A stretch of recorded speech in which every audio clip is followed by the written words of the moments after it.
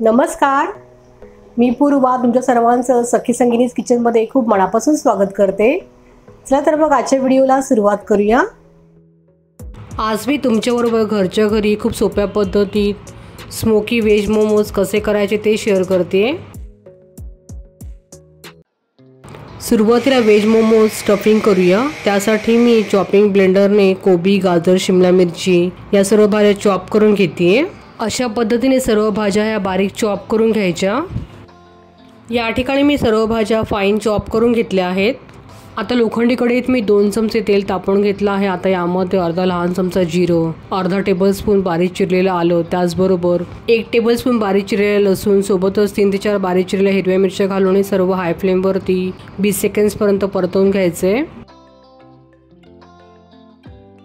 आता यामध्ये सर्व चॉप करून घेतलेल्या भाज्या घालूया, सोबतच चवीपुरतं मीठ घालूया। या भाज्या हाय फ्लेमवर 3 ते 4 मिनिटं चांगल्या परतवून घ्यायच्या आहेत। ह्या भाज्या आपल्याला खूप जास्त मऊ शिजवायच्या नाही, तर आपल्याला हे स्टफिंग क्रंची असलं पाहिजे याची काळजी घ्यायची आहे। आता यामध्ये अर्धा लहान चमचा मिरेपूड, सोबतच अर्धा लहान चमचा सोया सॉस घालूया। सोया सॉस घालताना तो कमीच घालायचा नाही, तर स्टफिंग जास्त आंबट वाटेल। या ठिकाणी आपले मोमोजचं स्टफिंग तयार झालेलं आहे। आता आपण हे प्लेटमध्ये थंड करायला ठेवूया।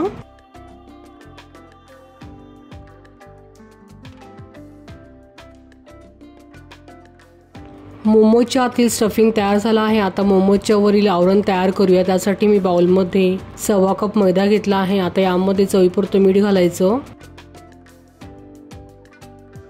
आता यामध्ये अर्धा चमचा तेल घालायचं आणि तेल चांगलं मैद्याला चोळून घ्यायचं आहे।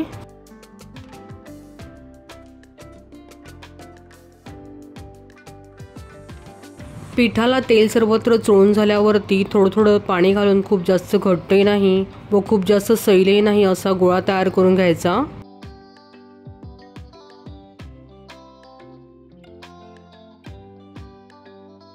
आता गोळ्यावर थोडं तेल लावून चांगला गोळा मळून घ्यायचा व 10 मिनिटे गोळा झाकून ठेवायचा।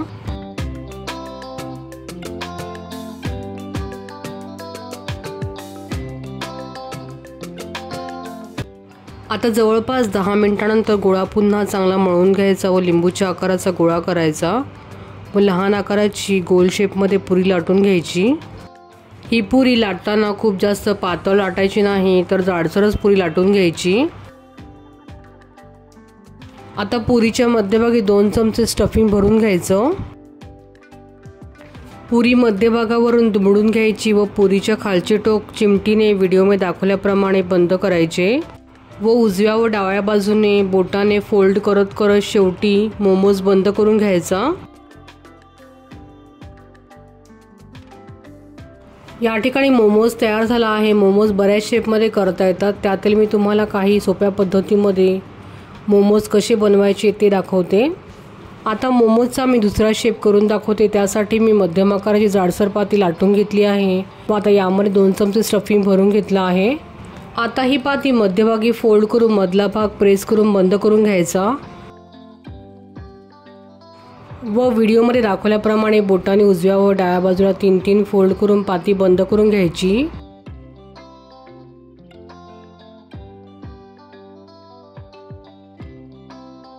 तुम्ही पाहू शकता की साध्या आणि सोप्या पद्धतीमध्ये मोमोजचा शेप हा तयार झालेला आहे। आता तिसऱ्या शेपमध्ये मोमोज कसा करायचा ते पाहूया।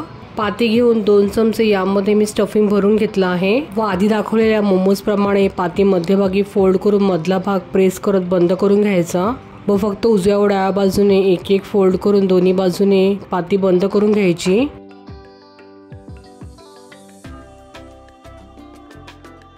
आणि नंतर व्हिडिओमध्ये दाखवल्याप्रमाणे पातीची दोन्ही टोक घेऊन ते एकमेकांवर चिटकवून घ्यायचे। तुम्ही बघू शकता किती साध्या व सोप्या पद्धतीत मोमोज तयार झाला आहे।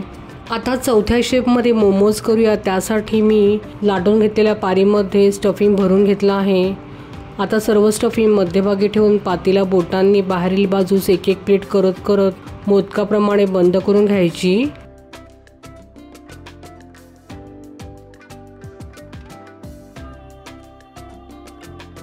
व जास्त आवरण असलेली पाती काढून घ्यायची व गोल पिळा करून घ्यायचा। या ठिकाणी आपल्या मोदक शेपचा मोमोज तयार झालेला आहे।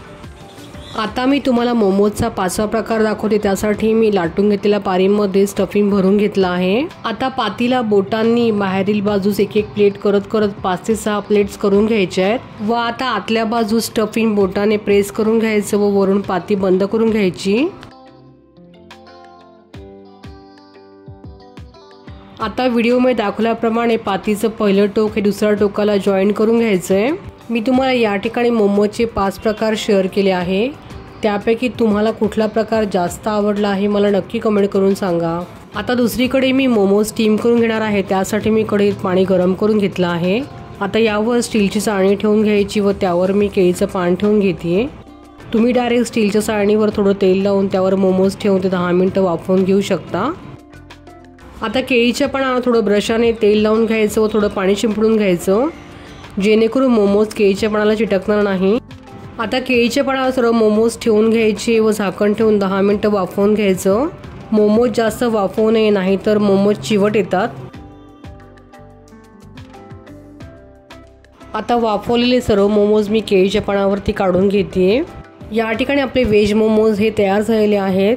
आता या स्टीम व्हेज मोमोजला स्मोक देऊ त्यासाठी मी वाटीमध्ये निखारा घेतला आहे। आता यावर तूप घालायचं व लगेच यावर झाकण ठेवायचं। या ठिकाणी आपले स्मोकी स्टीम व्हेज मोमोज तयार झालेले आहेत। हे मोमोज तुम्ही शेजवान चटणीसोबत सर्व करू शकता। हे शेजवान चटणीबरोबर खूपच अप्रतिम लागतात। जर तुम्हाला माझ्या रेसिपीज आवडत असतील तर माझ्या चॅनलला लाईक शेअर आणि सबस्क्राईब करायला विसरू नका। पुन्हा भेटूया अशाच एका व्हिडिओसोबत सखी संगीत किचनच्या पुढल्या भागात। धन्यवाद।